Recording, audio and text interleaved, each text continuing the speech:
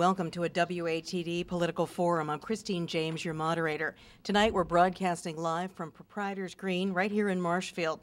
We're focusing on the race for Marshfield Selectmen. We have 4 candidates running for an open seat, and I'm going to point to them and ask them to give a little wave to the camera because we're also got our media partner here with Marshfield Community Television. First, Mike Bradley. And John, thank you for being here. John Feeney, Steve Robbins, and Steve Lynch. Hello. And sitting here asking questions with me, Mary Jane Hanron from the Marshfield Mariner. And again, thanks to the folks from Marshfield Community Television. Now, those of you that are regular listeners here know that our format is very simple. We ask candidates to prepare an opening and closing statement, hopefully no longer than 2 minutes. So we know that people usually do stick to that.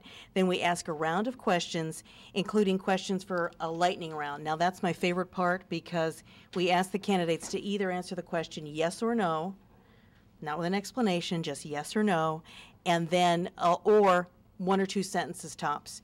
Since tonight we have 4 candidates here, we're also going to give them a chance to ask each other some questions as well. And then we go to our closing statements. I've asked them to be brief and to the point, that's the candidates, and if I find that people are rambling or talking too long or repeating themselves, then we go to this. That's the timer, and I will set the answers to 1 minute, and at 1 minute, this is what happens. I'd love to ring that bell. So we're just asking people, be brief, be succinct, be concise, and get to the point because it's radio and people are listening and they really want to hear your answers. And I know you guys are all capable of that. Now, just before we went on the air here, we went to our official WATD newsroom koozie and had the names in here to choose opening and closing order. And the opening order is John Feeney, Steve Robbins, Steve Lynch, then Mike Bradley. That order will be reversed at the end of the forum. So I'm ready for a good Selectmen's Forum tonight here in Marshfield. We've got a nice audience here, too, at Proprietors Green. We thank you folks for coming out and joining us this evening. It's just a beautiful place. So let's get started, and let's begin with opening statements, and we will start with John Feeney. I am John Feeney. I have been married for 45 years to my wife, Pat. We have 4 children, all who have attended Marshfield High School and all who have gone on to college. I am a retired member of Local 103 IBEW. In 1999, I retired from the MBTA after 31 years of service. In 1970, we moved to Marshfield.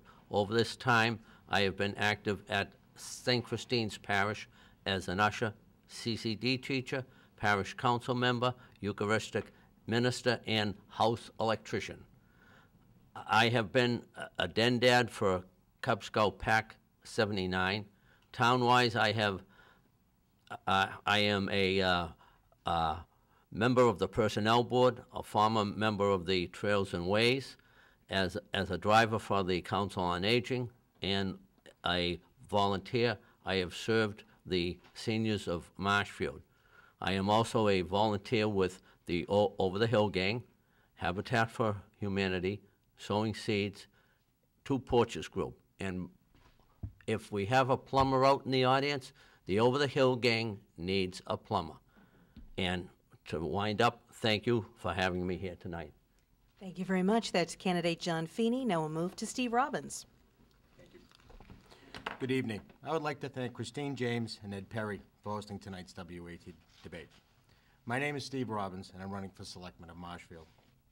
Tonight's a great opportunity for Marshfield residents to learn more about who I am and why I want to be their Selectman. For those of you who do not know me, I've been a resident of Marshfield for 20 years. My wife Sharon and I raised a family. All 3 of my daughters have been in the Marshfield school system. My whole life in Marshfield has been dedicated to community service. I've been involved in many great organizations. I've been president of Marshfield Youth Basketball, commodore and treasurer of the Marshfield Yacht Club, a founder of the Hardwood Club, Marshfield's High School Basketball Booster Club, a director of the Molly Fitzgerald Memorial Fund, and I played a key role in building Dandelion Park.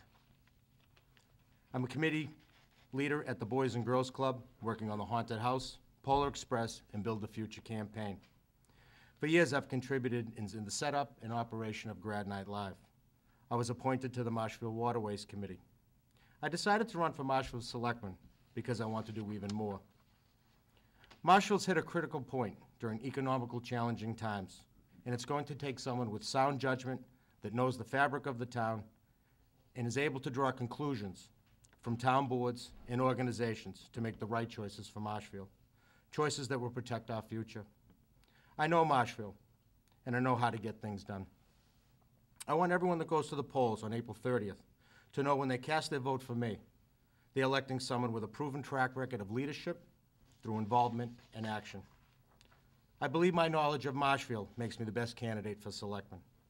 I'd like to ask everyone to please vote for me, Steve Robbins, Marshfield Selectman. Thank you.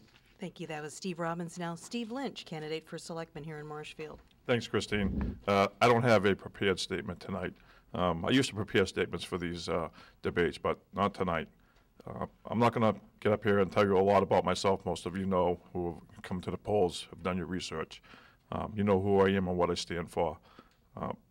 In Marshfield, since 2007, the taxes have gone up from $39 million to $49 million for the property tax. That's a 25% increase. People don't have that type of money to continue to spend on taxes and high salaries for the departments in our municipality. We have people on fixed incomes, senior citizens, and people in construction business, and people who don't have jobs that make a large amount of money. I live in Brant Rock, and the people who live near me are those people. And this is clearly about a state of mind. Either we want to continue living outside of our means, or we want to control the budget. And clearly I'm the one to do that. I used to be a Democrat, now I'm a Republican. I wasn't happy to leave the Democratic Party because when it comes to things like civil rights and some things that I'm really passionate about, social issues, they stood for the things I stood for. Unfortunately, they've become a party that really is about elite administrative government employees. And they have lost, they don't even represent me anymore as a person who works in the private sector. So unfortunately, and since there's less Republicans out there, I figure if I join the Republican Party, I have a better chance of changing their ways into the party that will represent myself and other people the best. Thank you very much. Thank you. That was Steve Lynch. Now Mike Bradley, candidate for selectman. Thank you. I'd like to first thank WATD for hosting this event and also Proprietors Green for having us here tonight. Again, my name is Michael Bradley. I'm running for selectman. I'd like to give you an idea of who I am and where I come from. Can you speak up a little louder? Yes, I can. My wife, Nicole, and I have been living in Marshfield for over 5 years. During that time, we've laid down roots in this community. We have two beautiful sons, Samuel, 22 months old, and our newest arrival, Maxwell, who was 5 weeks old at this point. We have a vested interest in the future of Marshfield. This is where we've chosen to raise our children. This is where we've chosen to live our lives. I offer a unique and diverse background that would help move Marshfield forward in a positive direction. It's time to stop talking about matters and time to take action. These are difficult economic times. As a small business owner, my family and I feel those difficulties just as we all do. The leadership of this town needs to make decisions that maximize efficiency and implement policies that stress cost control. As a town, collectively, we need to do more with what we already have. We need to develop ideas and initiatives that not only address our existing problems, but prepare us for the problems that we are likely to face in the future. I'd like to give you a brief overview of my background. For 10 years, I worked in the Plymouth County Sheriff's Department. For the last 3 years, I worked as a lieutenant. During that time, I put myself through undergraduate school at the University of Massachusetts at Boston, and then Suffolk University Law School. After which time, I went to work for the Norfolk County District Attorney's Office, our now Congressman Bill Keating. While at the District Attorney's Office, I worked on all manner of cases ranging from minor motor vehicle infractions to major felonies in both District and Superior Court. I was a member of the Motor Vehicle Homicide Team and was also in charge of the third busiest court, Quincy Court, and Stoughton District Court for my final months with the District Attorney's Office. After I departed the District Attorney's Office, I had a unique opportunity to work for the Executive Office of Labor and Workforce Development with our then Secretary Suzanne Bump, our now auditor. Most people ask me, what is the Underground Economy Task Force? To be brief, the Underground Economy Task Force was an initiative developed by our governor to locate illegitimate businesses. It was an effort to help legitimate business and small business particularly, to locate the people who don't pay their taxes, don't pay their unemployment assistance benefits, don't pay their workers' compensation benefits, willfully misclassify people, people who seek to hire people under the table, and when they do that, they not only strip those people of rights and privileges due them under the laws of our country, but they also take jobs away from legitimate and skilled labor. I also now operate a solo practice in Quincy. And in my time working on this election, one thing is clear, that I love this town, and I would be truly honored to have your vote on April 30th. Thank you. Thank you very much. That was Mike Bradley. Now we're going to open up with questions. Mary Jane Hanron from Marshfield Mariner, since you graciously agreed to join us tonight, your first question for the candidates, and who is it directed at first? Thank you, Christine. Good evening to everyone, and good evening, gentlemen. And I would like to actually direct the first question to Mr. Feeney, I believe. It would be the same for all of them, if that's possible. We have several issues that are quite important that are coming up in Marshfield at our town meeting. One of them is going to be about the seawalls and the betterments that will be discussed at that during the discussion of that article. I'd like to know how you would recommend that people think about the betterments and the coastal infrastructure in general for the town for the future. Okay, let's start with John Feeney. Your thoughts on the seawalls? All right. My take on it is that if the owners of the property are going to claim ownership to the wall and restrict people from using it, or ownership of the beach area beyond the wall up to the high tide mark, then in my eye, they own the wall. For who's going to be charged to pay for it, it's a town infrastructure. A town meeting will decide if it's going to be only the town, or if the people in the area are going to have to pay a part of it. But my point is, if they're not going to claim ownership to the wall and the beach, then it's a town structure, and it's up to the town, either through town meeting or however to pay for it. Okay, that was John Feeney. Same question, Steve Lynch. I'll be voting at town meeting against the betterments. The seawall is the infrastructure of the town of Marshfield. We're a beach community. Where are you going to draw the line? The first house that's behind the seawall, the second house, the block, the street, the sewer system, where are we going to draw the line? And secondly, the residents of the beach community have been, for years now, have an unfair tax burden. Many of the homes there are summer homes. They use very little of our town's resources, but still pay the same taxes.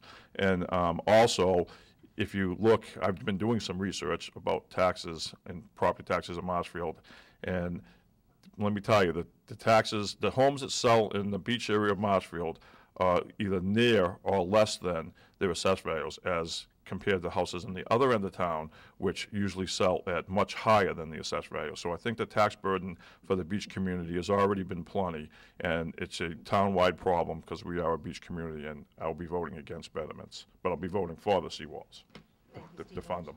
Same question, Steve Robbins, about the seawalls. Your thoughts, who should pay? As far as betterments goes, I believe there are two articles in the coming up in the special election starting on April 25th. I've been to a lot of the seawall meetings, to the selectmen meetings. I've tried to hear both sides of the story, and I am against betterments. I feel that it's a short-term solution to a long-term problem. I think we need to look at the problem a little bit more in depth, not only the seawalls, but the other infrastructures that we have. You know, Marshfield's a seaside community, and with a seaside community, you have unique infrastructure, along with your beaches, your seawalls. And, you know, I believe, I don't want to speak for the DPW, but I believe they tried to find some sort of another funding mechanism to come forward. Again, you know, that's a two-part article. It's up to town meeting. you know, it's up to the voters on which way they'll vote on that. Mike Bradley, your thoughts on seawalls? Who should pay? Thank you for the question. With regard to seawall, there's one thing that's obvious is we need to with regard to seawall, the one thing we need that's obvious is we need to fix a seawall. With regard to the issue of betterments, I think betterments are a bad idea. They divide our town when we need to be united. Just to give you a sense of the scope of the problem, since 2005, according to the DPW, we paid close to $7 million in repairs to the seawall. So we need to find a solution that is not a long-term solution. So in my campaigning and my search for a solution for this, it was one that was created by Representative Jim Cantwell. It's being spearheaded by Representative Cantwell. It's a fund, it's a House bill that is being proposed now that will sort of mimic the sewer revolving fund. And this fund will allow towns to apply based on need, and Marshfield is at the top of that list for zero to very low interest loans. So as a town, we need to come together. We need to pay, as we have been doing in the past, to pay for the repairs until the long-term fix comes into being. And I see Representative Cantwell's bill as that long-term fix. We need to ride it out. It'll take at least 2 years for that bill to go into committee and could come out of committee with a favorable recommendation. And at that time, we'll be able to address the problem as a whole. Just to give everybody a sense, it costs $2,500 per square foot to fix a section of the seawall. This is not a small problem. It's a large issue for this town. We need to collectively approach it. Betterments are too divisive, and they pit one side of town against another. Thank you very much, Mike Bradley.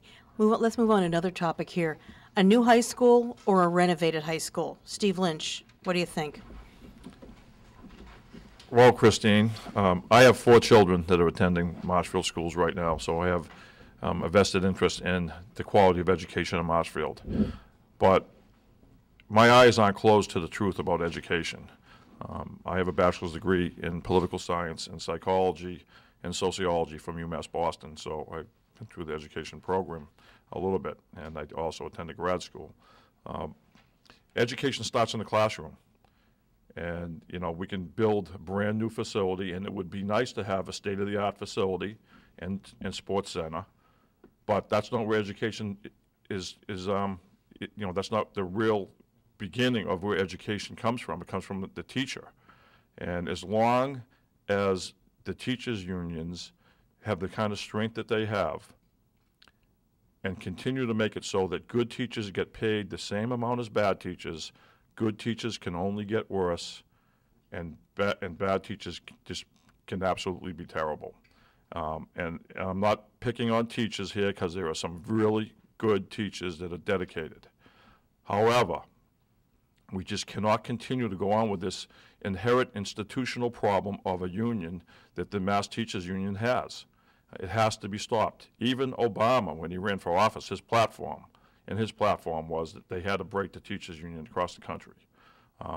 So I would have much more respect for the teachers, the school committee, and the people that are behind wanting a new high school and sports facility if they just came out and said the truth. We can fix Marshfield High School. It hasn't been maintained properly, purposefully, for this reason, but we can afford a new state-of-the-art building, and we want one. I would still vote against it, but at least tell us the truth. Okay. Thank you, Steve Lynch. Steve Robbins, same question. New high school or renovated high school? What's proposed right now on, again, Article 2, special town meeting, is to go forward with the study under the MSBA, the Mass School Building Authority, for a model school program. What the school committee is asking for is $2.52 million, which up to 47% will be refunded, and that's to do a study. That's to do a study to see if Marshfield will fall in to the model school building program. I'm in favor of that. I believe that the high school does need a lot of work to the point where it may just be too far gone. I don't believe that we can properly renovate the building under the and keep the building open. We have way too many children in there. My child's in there. I have a senior in there now and a freshman in there. I would not want my freshman to go through 3 years of construction. So I am in favor of looking down the road at a new high school under the model school program. Okay, thank you. That was Steve Robbins. Mike Bradley, same question. Thank you. I think that one thing that all the candidates here may be able to agree on is that something needs to be done about the high school. Right now, we're faced with Article 2 before the special town meeting, and Article 2 stands for the gathering of real facts, real figures, and disseminating those real facts and figures to our town. We have heard figures, figures ranging from into the hundreds of millions and figures just shy of that for repair. What we need is to, just to be clear, I support Article 2, and I want the real facts and figures. I want engineers, I want the model school building program to go in and tell us if we fit within the model school building structure. It's only then can we obtain what I believe are the necessary facts and figures so that we can disseminate those facts and figures to the town. And if you are for the school or against the school, you will have real information, not speculation. So I support Article 2. I think it's a bit premature right now to suggest if we go beyond that. I support Article 2 and the model school building program. Thank you very much. That was Mike Bradley. Same question, John Feeney. New high school, renovated high school. What are your thoughts? Renovated high school. In 2008, the town paid for a study. And in Section 10, it talked about what needed to be repaired. One of the things was the roof, an estimated $3 million. Now we're going to spend $2.5 million for another study. Why not spend $2.5 million and repair the roof? The other night, I was on a local cable program, and I brought forth the idea of let's start thinking outside the box.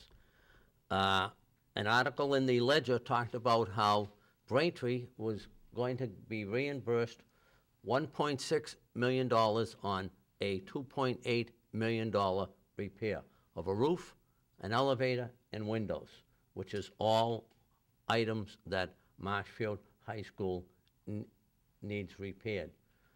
I was told it couldn't be done because Braintree got green funds.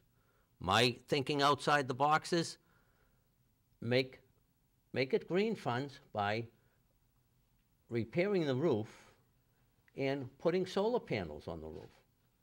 The solar panels will give you hot water, and it will also give you electric power, which is a savings. They talk about a stairway that cannot be used by ADA people. At St. Christine's, they built and installed, or had installed, a chairlift for one of the students who, at that time, was attending Marshfield High School. She wanted to be able to attend her CCD classes, but being a little person, she couldn't use the stairs. The church installed a stairway, a chairlift, $15,000. I think it's time to stop talking about spending millions and millions of dollars and repair what we have.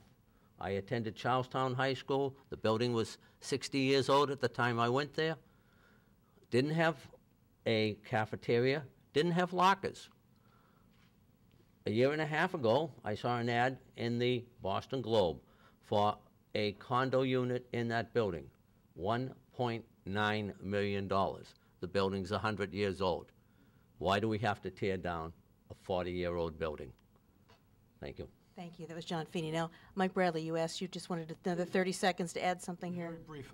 I think Mr. Feeney's gone a little off topic. The proposal of Article 2 is whether Marshfield fits in within the model school building project or not. It's a $2.5 million project, of which 47% is reimbursed for Marshfield through the Model School Building Association. It's important to realize that the Model School Building Association derives its funds from our sales tax. Specifically, the second penny that everybody pays for our sales tax is directly goes to the the Model School Building Association. It's very important to realize if we don't take advantage of this opportunity now to get the real facts and figures, we're going to lose out because there are other towns that are waiting in the wings to take advantage of this money. This money will not be around forever. Towns like Duxbury are waiting to take advantage of it. We cannot lose this opportunity. Okay, thank you very much. I'm just going to jump in and ask you a quick follow-up question. Does it make any of you candidates nervous? We're talking about certain projects in town or money to be spent when we know that the town is facing a deficit, and with cuts in local aid, the deficit may be even larger than we anticipated. Does anybody feel like when you're at home, if you're faced with this kind of a budget problem, you just don't spend for a year, even if money's available? Do you think there could be a moratorium on town spending, period, no matter what type of a project came before you? Let's start with Steve Robbins on that question. Thank you. Well, like any other project or any other thing you do, you have to come up with a cost-benefit analysis. You have to think of where the money will be spent from your wallet, how it'll affect your home, how it'll affect your life, and how it'll affect your community. Sure, everyone has tough times. We all understand that. Myself also. I own a home. I am a dad. I have 3 children, two ready to go to college. But I always try to look ahead, try to look to the future. I plan on living in Marshfield for a very long time. We have to prioritize, what projects are important, what projects are going to try to best move our town ahead and keep up with the times of the surrounding communities. That's it. Thank you. Okay. Mike Bradley, same kind of question. With facing these, budget deficits, do you think it might be possible to just sit out for a year in the town and not spend any money on things like this? I don't. Avoiding the problem simply isn't going to make it go away. The problem has been in existence for years. Members of the school board have been going before the advisory committee for years and years, and they're only given a certain amount of money as to what they can fix. So they've been triaging that money and doing a good job at it, and the school is at a point where it's just beyond its shelf life, so to speak. So I believe avoiding the problem simply isn't going to make it go away. So if you're asking me if I'm going to put my own personal interests above those of our students in their learning experience, in their future, I say no. Okay, thank you, Mike Bradley. Same question, John Feeney. Just what do you think it'd be like to just sit out for a year in the town and not spend money on anything like this? Well, the gentleman to my right would say that he hasn't seen me vote against any spending article, but Except Beacon. Except when we needed Okay. money to fight Beacon. okay. Now You voted against that, John. Okay, we- you'll have your turn. just recently in the Ledger, they had a list of what towns are receiving back from the state. Every town was down. Marshfield was down $1.3 million. That's $1.3 million we're not going to get this year. Also, when we passed the CPA, we were told the state was going to match us dollar for dollar. They are not matching dollar for dollar. Our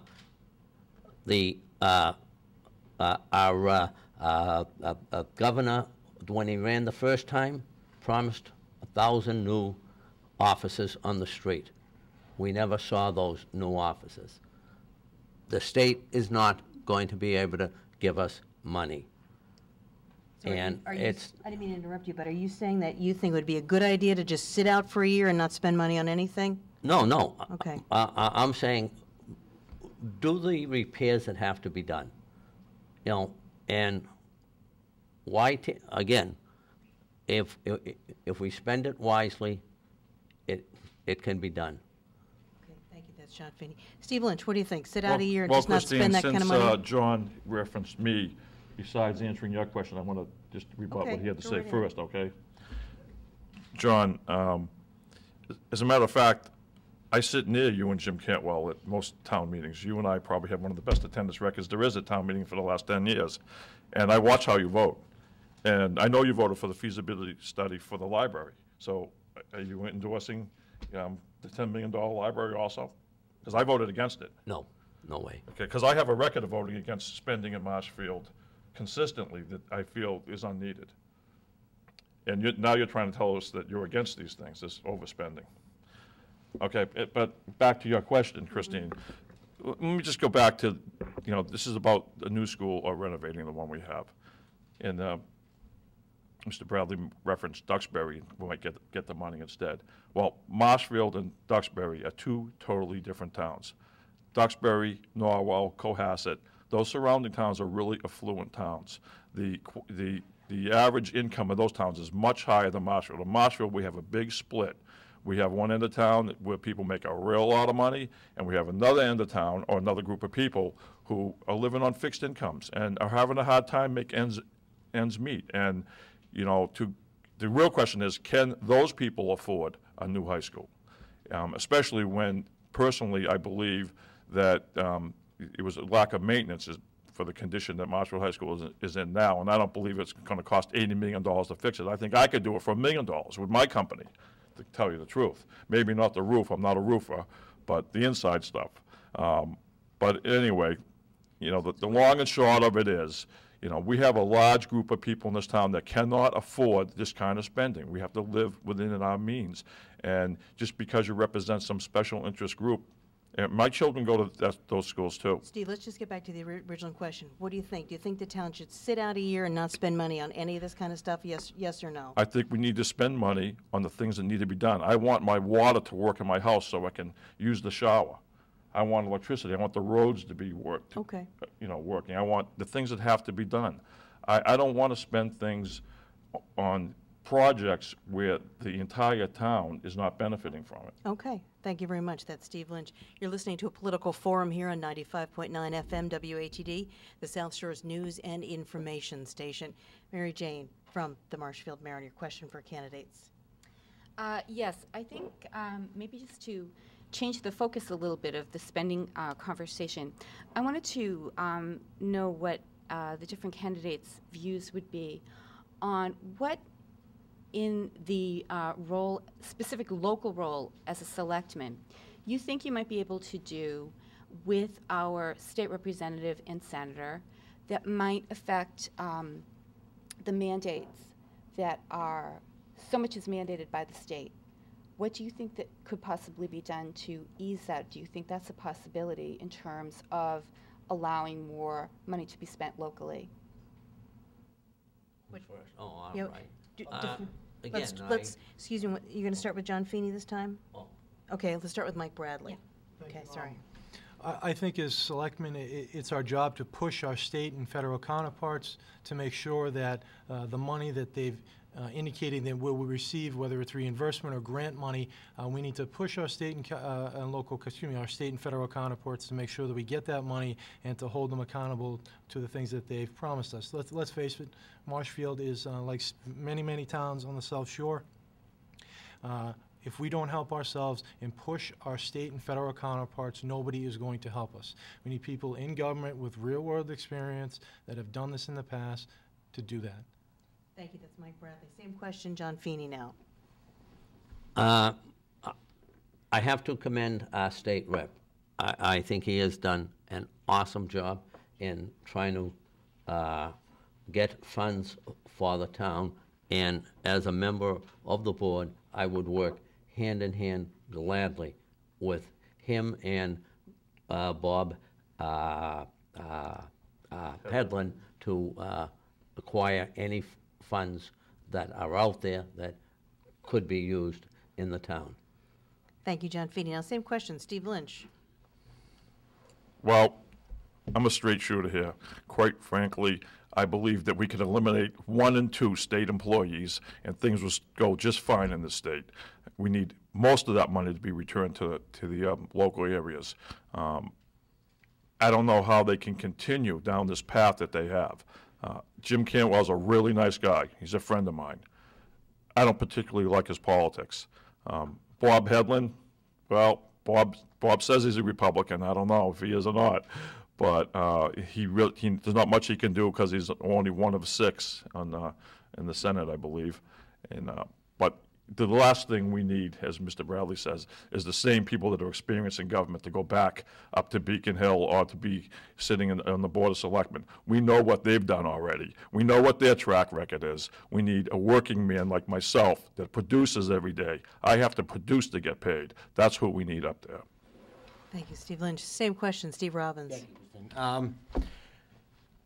I believe Marshfield is fortunate. I believe we do have some pretty good representation. We do have some funding coming in, but obviously, you know, we have to keep on top of that. You know, the state already has our money. It's up to us to try to get it back. You know, we have to try to use everything we possibly can to make sure that we can get as much funding as we can. I would obviously work with those people as I've worked with, you know, many groups here in town. You know, I like to, you know, hands-on, see what we can do. And see if we can get some more money to help Marshfield. Thank you. Any follow-up questions to that? Richard? Yes, I really wanted to know a little bit more specifically if you felt that there was anything that could be done on the local level that would encourage easing of mandates at the state level, because so much when people ask questions at town forums or public forums, the answer to the question is, well, it's mandated by the state. We have to do that. And so that's really specifically what I wanted I to. think you should specifically ask what mandates that you are talking about, because just to do a broad brush of mandates isn't good enough. Tell me specifically what mandates you're talking about. Well, in the schools, the MSBA is a good example. I'm sorry, I missed that. The MSBA is the situation with the schools. The MSBA is a good example. They have many mandated regulations that have to be followed.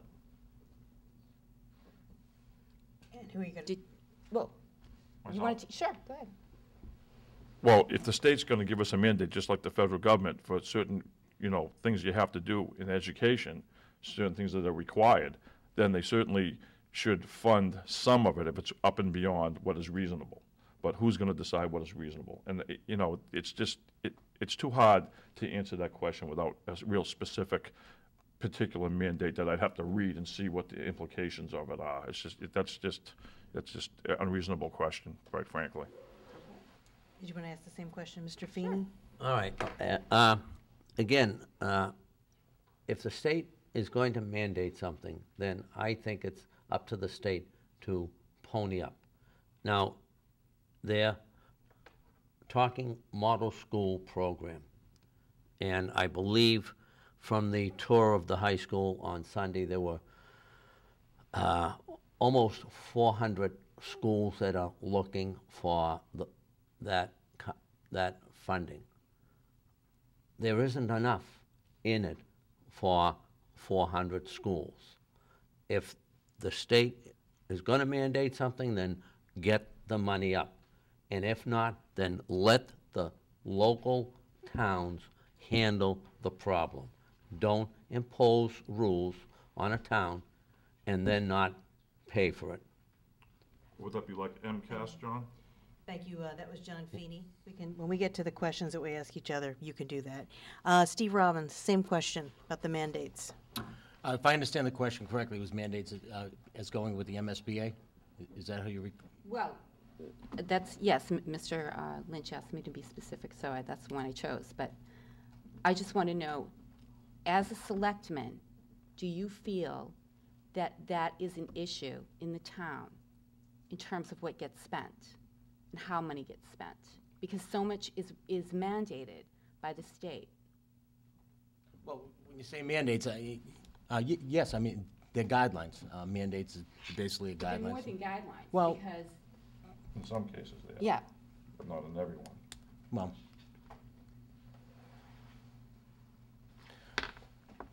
as always, you know, I think part of the selectman's job would be to work with any organization, whether it be a state mandate or with any other thing that would come, would be before the town. As always, I would look at what's in the best interest for our town, see what the best, how I could work with that organization. If there is a mandate, see if there's any way we can work with it, see if there's any extra funding available to try to get around it, not to get around it, but, you know, work with them and see the best we can do with it. Okay. Steve Robbins, same question. Let's finish up with Mike Bradley. Thank you. I think we need to urge our state counterparts to work with us locally to ease this broad issue of mandates. and to ease restrictions on spending, to return some of that control locally, and to find reasonable, practical solutions to bring people together that have diverse interests. And we need to solve problems and create opportunity. And such opportunities as easing mandates would create opportunities for Marshfield. Thank you. Okay. Now, let's move on to those soccer fields. Ongoing issue, proposed soccer fields for the town of Marshfield, Mr. Armstrong's gravel operation. What are your thoughts on it? Let's start with John Feeney. Oh, my God, I can talk for hours on this one. We hope you won't. Let's Okay. keep it to 2 minutes. I believe that the soccer people have not been given the whole story. I had an encounter Sunday afternoon where a young child asked me if I liked Mr. Armstrong. Before I could answer the question, his father pushed him out of the way. And then the father said to me, "Be a hero and back it." When I said to him, "I don't want a gravel operation in my neighborhood," he said, "What gravel operation?" So, in my opinion, the people in that group, the leaders, have not let the people who are the soccer moms and dads know the whole story. There's a huge problem with liability. If they own those fields, they're going to be liable for anything that happens other than during a game, a sponsored event. Marshfield Youth Baseball was going to get land for fields from Kiwanis. When they found out what their liabilities were going to be, the leaders, in fact, one was Jack Cantwell, the leaders decided this is not good for us. So instead of taking control of the fields and owning the fields and having the fields in their name, it was given to the town, the recreation department, and it's the 2 fields that are down at the senior center, alongside the senior center. I have seen parents down there mowing the lawn, working on those fields. I saw recently an article in the Mariner about a group of parents taking care of girls' softball fields. All I ever hear from the youth soccer is the town isn't taking care of the fields and we need our own fields. If they want their fields, I hope they realize that they're going to be responsible for a huge liability insurance policy. Thank you very much. That's John Feeney. Same question, Steve Robbins. What are your thoughts about the soccer fields and the gravel operation over there? Proposed gravel operation. Well, I believe before the selectmen right now is a gravel removal permit.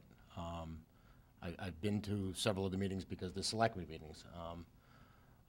I know there's ongoing discussion with the selectmen. They've reached out to an engineering firm to look further into the project. I know part of the ends of the mean of the project would be to build 2 soccer fields. I don't believe the issue was soccer fields. I believe the issue right now is the gravel removal permit that is before the Board of Selectmen. Unfortunately, because me coming on board, I will not be part of that process. It would be the 2 seated selectmen. So I haven't really looked at it as far as how I would vote on it, or how I would move at it. But I would handle it just like I would any other situation. I would, look at both sides, see what the impact of the environment would be, the impact of the surrounding communities, the residents, and then what the final outcome of it would be. Mike Bradley, same question. Any thoughts there on the proposed soccer fields and gravel removal? Thank you. I've been to several meetings regarding the earth removal permit. I've been following the matter closely. The town obviously needs more field space for our kids. We also need to protect the aquifer in which the site sits on. However, this issue is already in the decision phase. If the matter is unresolved after April 30th and I'm able to cast a vote, I'll take a fresh look at it then. I'll listen to all sides of the issue, and after careful deliberation, only at that point will I make a decision. Right now, the decision will be with our current Board of Selectmen And if it is not decided before Patricia Riley steps down, Matt McDonough and John Hall will decide, and if they have a 1-1 tie, the issue will unfortunately start again. At that point, I'll take a fresh look. Thank you very much, Mike Bradley. Steve Lynch, your thoughts on the proposed soccer fields and gravel removal? Well, I'm not sure on the Mass General Law here whether or not why or why not the elected selectmen could or could not vote on this. It would be my position that I could vote on it if I was elected. And I sat in on most of the hearings as a citizen. But that would be my position. I'd be voting no as it stands right now. Gravel, excavation, and soccer fields are two separate issues. I would be looking at, on the gravel removal, the impact on the community, the neighborhood, and the neighbors and their quality of life, and of course the aquifer. But however, if Peter Armstrong was well within his rights legally to do this type of excavation, well, I guess I'd be forced. The rule of law is the rule of law, but I believe this is a choice of the selectmen. So my choice would be no. But I am for soccer fields.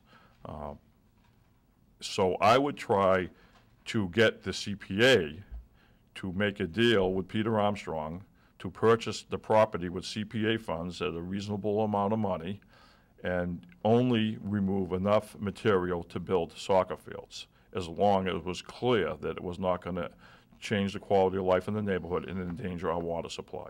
Okay, that was Steve Lynch. Now, John Feeney, you had a quick 30-second comment there. Okay. At one of the selectmen's meeting, the Boys and Girls Club were talking about how they're going to start their project. They're going to be using 10 acres of 30 acres just outside this building. There's another 20 acres. I proposed putting fields there. There's 2 fields on Forest Street, either if it's a new high school or a remodel. Those fields are going away.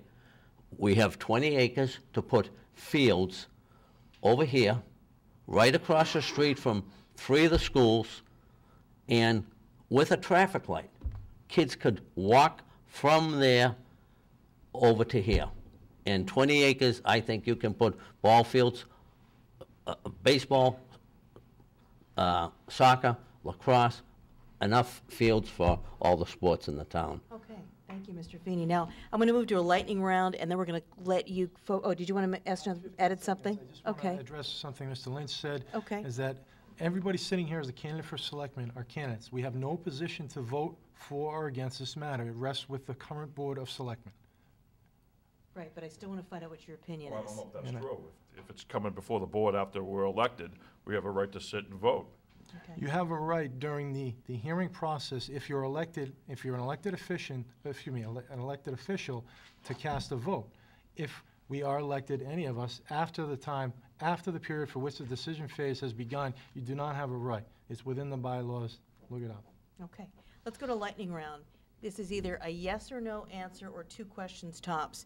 First question, 2 sentences tops. Enough transparency in Marshfield town government. Steve Lynch, what do you think? No. 2 sentences, no?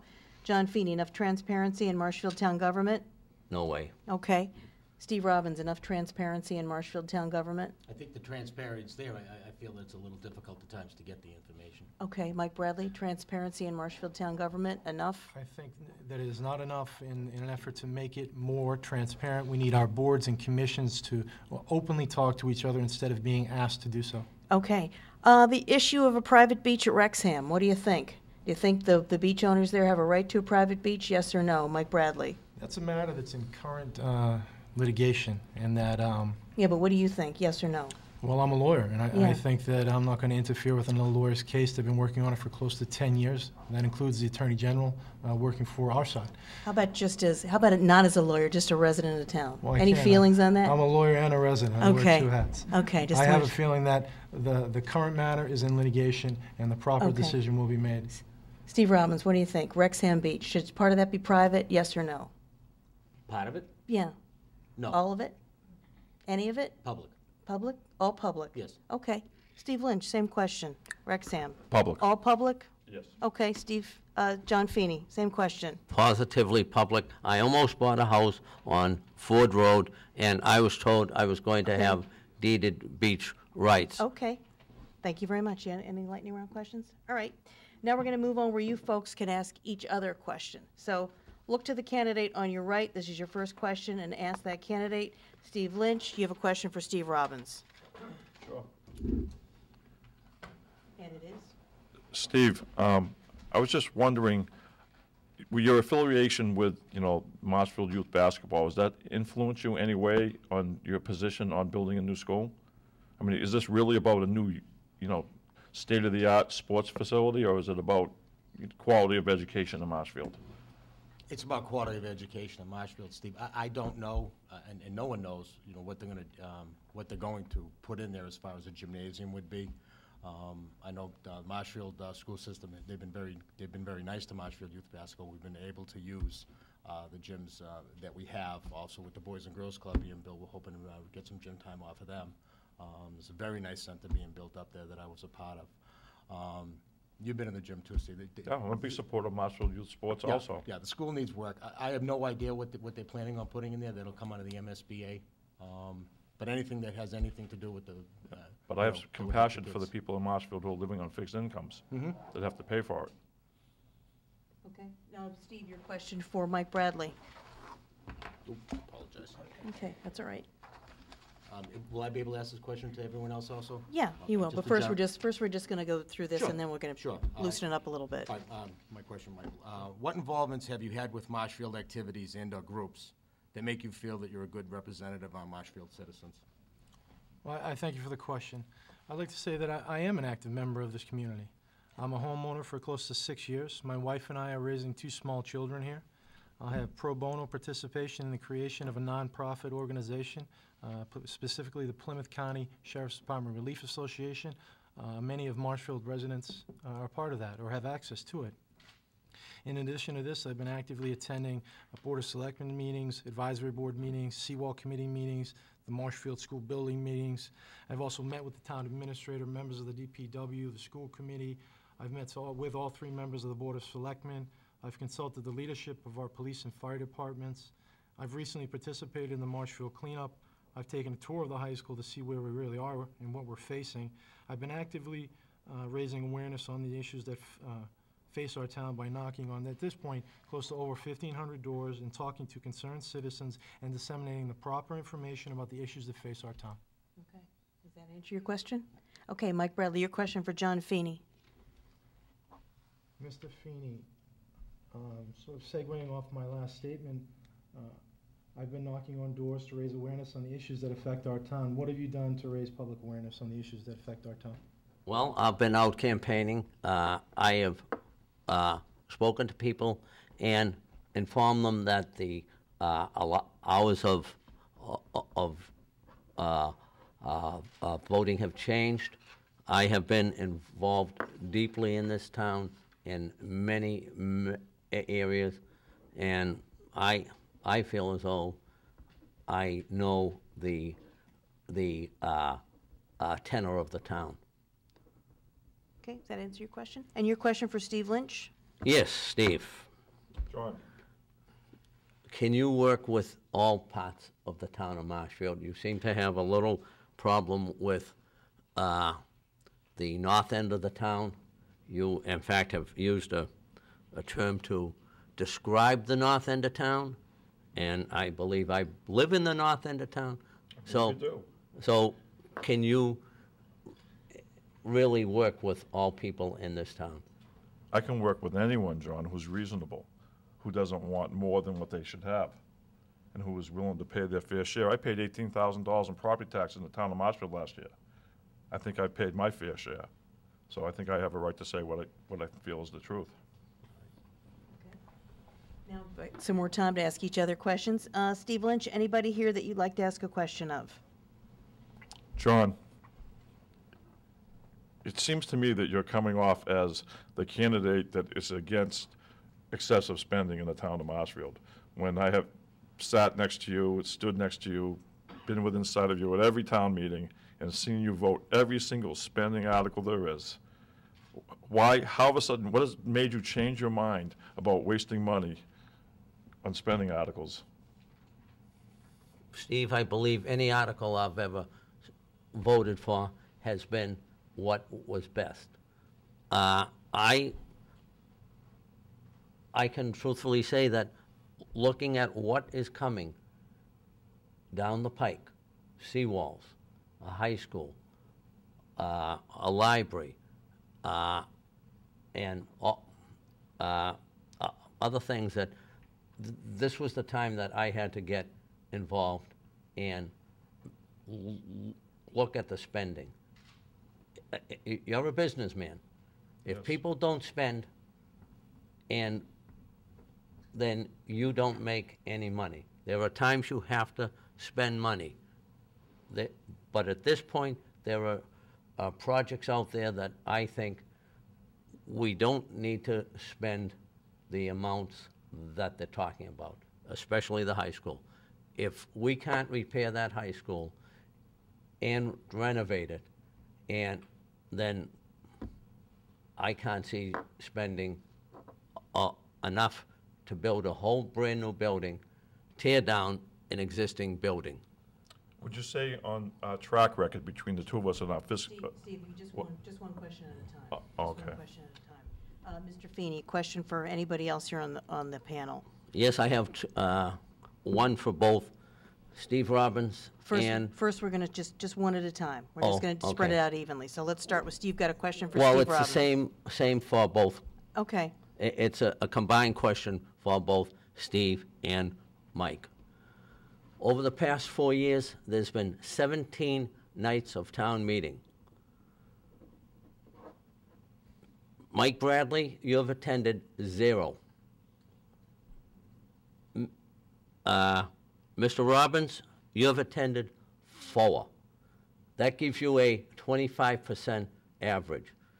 And Michael, I don't understand why you're running if you're gonna not attend town meeting, because town meeting is the form of, that's how we're governed. It's town meeting. That's your question then. Okay. A question from Mike Bradley. My question was directed at me, so I'll take it if you don't mind. Mr. Feeney, so for the past close to 6 years, I've been focusing on my family, my children, the opening of a small business, which is very difficult. And during that time, at this time, by running for selectmen, I'm committing my skills, my services to this town. Okay. Same question for Steve Robbins. John, I'll have to go on your word, it's 4 nights. I think it's a little bit more than that, but I will go on your word on it. I try to go to town meeting as much as I can, but you have to remember, you're talking to a man that works 52 weeks a year for the benefit of this town. I've donated and dedicated the last 20 years of my life to Marshfield, whether it be everything that I've been involved with, whether it be basketball, both at the youth level and the high school level, whether it be trying to, build things downtown like Dandelion Park, tops on the roof to try to keep the high school gym from getting wet, bleachers that you sit on over at the high school. So I do the best I can with the amount of time I have. I am fully involved in this town. Thank you. Okay. Steve Robbins, your question for any of the candidates here. John, Yes. what involvements have you had with Marshfield activities and/or groups that makes you feel you're a good representative of Marshfield's citizens? I didn't hear. I apologize. What involvements have you had with Marshfield activities and/or groups that makes you feel you're a good representative of our Marshfield citizens? Well, let's see. Habitat for Humanity, the Over the Hill Gang, which is a group of men that donate their time and resources to repair homes for people who cannot afford it. I've been involved with Habitat and also Two Porches. Two Porches is a new project. I seeded the fund after I made my donation others started to pour in. We now have over $1,000 to build a handicap ramp for a 14-year-old girl who is a quadriplegic. If I'm asked to do something, I'm there. Thank you. Mike Bradley, your question for any of the candidates here. This is for Steve Robbins. Steve, as I understand, I met with the head of the police department, the head of the fire department. I believe I have a relationship with them. I believe I can speak to them just for my involvement within the community. So, like anything else, I don't know everything, but I would be certainly willing to work what I thought was best, not only for the town, but to make sure that we still have public safety for where it should be. Okay, thank you very much. You're listening to 95.9 FM WATD in Marshfield, the South Shore's news and information station. And gentlemen, because we're having so much fun, I'm going to let you each ask another question. Let's start this time. Steve Robbins, who would you like to ask a question of, who's running for selectman? Stephen, what involvements have you had with Marshfield activities and groups that make you feel you're a good representative of Marshfield citizens? Well, Steve, I don't need to toot my horn here. I don't feel I need to or have to do that, but I'll list them all just because you asked a question. I am a past board of director of the Marshfield Commercial Fishermen's Association, a group of hard-working entrepreneurs who produce every day to make a living, to live in this town. I am a member of the South Shore Lobstermen's Association. I am a past member of the House Committee from the Marshfield Elks Lodge, and I am still a current member there. And I am currently on the board of directors of the Brant Rock Village Association. And I paid $18,000 in taxes in this town last year. Thank you. Steve Lynch, another question for one of our candidates here. I'll just pass on that. Okay. I don't really have one. All right, Mike Bradley, another question for one of our candidates here. I'll give it to Steve Robbins again, and then anybody who would like to chime in. Okay. Please. My question is, a small business owner, we need to help small businesses that have been struggling to stay open. We also need to create new businesses. Our state representative, Jim Cantwell, has proposed a 139 expansion, which, by the way, is 100% funded by the state. I support the expansion of 139 because the increase in commercial revenue will directly impact the lowering of our property taxes. Steve, what's your plan to lower property taxes? Well, like you said, the widening of 139. I have met with Peter Foreman, and I have met with the Chamber of Commerce in regards to the project, the process that the widening of 139 is at. I realize it's 100% state funded. I believe the widening of 139 will offer a lot more opportunities right up behind us right here, up in our industrial park, to fill the industrial park. That'll increase the tax base in the town without putting much added burden on the school system, or some of the other activities or the other services the town would have to offer. So you agree with me? In regards to In regards to the question and my position on it? widening 139? Yes? Yes. Thank you. Okay.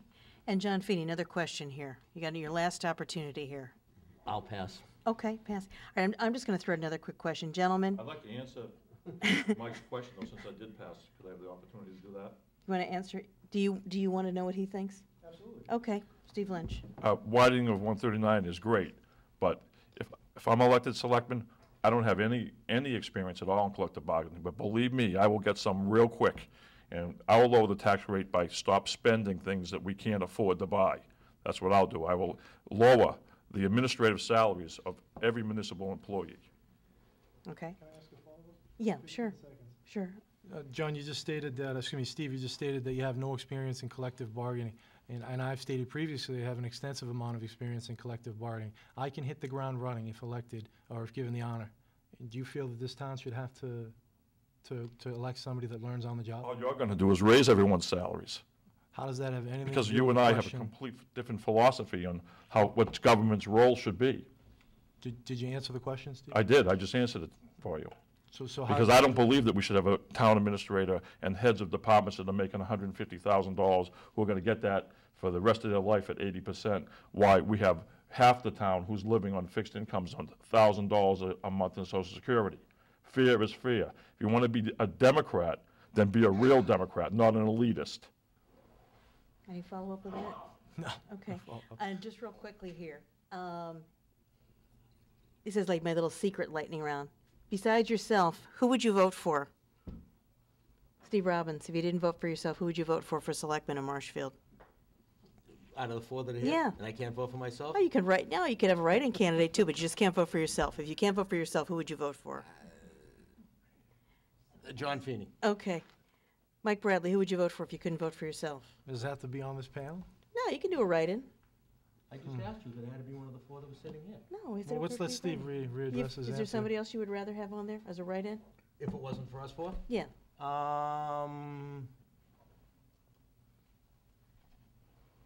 Jim Fitzgerald. Okay. Mike My answer Bradley. simply, if I could lure Frank Hines out of retirement, I would vote for Frank Hines. Okay, thanks. What about you, Steve Lynch? If you couldn't vote for yourself? Joe Pesovich. Okay. And John Feeney, if you couldn't vote for yourself for selectman, who would you vote for? For a person other than myself? Yes. Well, I'll look out in the audience, and I'm going to say, no, Andy, not you. Just got a little wave from someone, sorry. The gentleman who is very well dressed. That would Michael. That would be Mike Maresco? Yes. Former selectman. Thank you for Former joining us selectman. tonight. Okay. So you really haven't changed your ways, John. You're just No, pretending to Okay, be you know, the we're fiscal actu- conservative, right? We're having a pretty good time here. We're just going to wrap this up. We're going to go to closing statements now, and I do ask that you keep it to 2 minutes, because now I'm going to put the timer on so we can finish up right on time. Again, we're going to reverse the order. We started with John Feeney, then we went to Steve Robbins, Steve Lynch, and Mike Bradley. Just going to reverse that. Going to start with Mike Bradley. Your final comments tonight to our listeners. Thank you, Whenever you're Christine. ready. Marshfield's future is directly linked to the quality and competency of its leadership. We need people in our government with real-world experience. I have that experience working within municipal government and also have the necessary experience only obtained through small business ownership. It is an absolute necessity that our government make carefully thought-out decisions that maximize efficiency, implement policies that stress cost control, interagency coordination, and cooperation. We need people in government who are making decisions that effectively meet present needs, but do so in a manner that is responsible to future generations. Our town is at a, we need to protect the strong community that we live in. Our town is at a point in its history where the decisions we make now will affect us for generations and will ultimately define us as a town. I am certain that as a member of the Board of Selectmen, I can bring a measured but direct response to the issues that face Marshfield today, while never jeopardizing the issues that will face us tomorrow. Thank you. Thank you. That was Mike Bradley. Now we're going to go to Steve Lynch, your closing statements. Thank you, Christine. Again, I don't have a prepared statement. I just want to say that if elected, any decision I would make on the Board of Selectmen, which really doesn't have as much power as many people think, would be a decision that would be based on the rules of law. And I would never, ever rule in favor of someone just because I felt that they were my friend or they were part of a group that was allied to me. I would make every decision with fairness and listen to both sides. But the biggest thing here is it's about a political philosophy, a way of living. Can you continue to just increase budgets while the people that have to pay the bill are struggling to live? And we cannot. I think everyone deserves to make a good living. Teachers, municipal employees, everyone. But we have to live within our means. What if there was, what if someone brought forth a bill to make it so that everyone on Social Security got 80% of their 3 highest years of pay rather than what they put into Social Security, and we were going to fund that money out of property taxes? You can be sure that every municipal employee would be up in arms about it. We need to get fairness in how we pay the public sector and the private sector. Thank you. I hope you will vote for me. Thank you. That was Steve Lynch's final comments. Steve Robbins, your final statement. Thank you, Christine. I would like to once again thank WATD for this debate. I've enjoyed being able to share my views and my experiences with the voters. I love Marshfield. This is where I chose to build my future for my family. I've spent 20 years working to make Marshfield a better place by taking leadership roles in many town organizations. I've created and managed budgets, guided teams of volunteers, and been a creative problem solver. I was a leader in the building of Dandelion Park and a founder of the Hardwood Club. I ran youth basketball and brought the Polar Express to life for the Boys and Girls Club. I've proven myself as someone who knows how to take charge and get things done. These are the critical skills a selectman needs. We as a town are now forced with many challenges. I want to be a next selectman so that I can turn these challenges into opportunities, and will do that by working hard with the same dedication and commitment I have shown for the last 2 decades. I want to be able to help shape the future of Marshfield for years to come. Marshfield needs a selectman who has been involved in the community, who knows the people, knows the unique qualities of all areas of Marshfield, and knows what it makes up this great town that we all call our home. For more information about my campaign, please visit my website, robinsformarshfield.com. The polls are open from 9 a.m. to 6 p.m. Saturday, April 30th at the Furnace Brook Middle School. My name is Steve Robbins, and I'm dedicated to Marshfield and committed to working tirelessly for the citizens of our town. I want to be your next selectman, and I ask you for your support and your vote. I look forward to serving the town of Marshfield. Thank you and good night. Thank you. That was Steve Robbins. Now, your closing statement, John Feeney. Mine will be short, hopefully. If you contact anybody at the MBTA who I worked with, you will find out that I had a lot of experience with employee relations. I also was tapped often by my bosses to solve problems.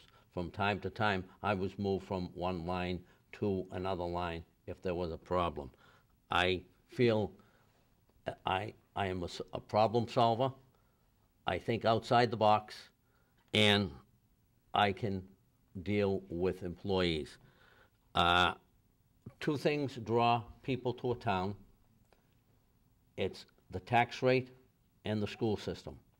We have a fantastic school system, but I'm afraid we're going to tax ourselves out of the market.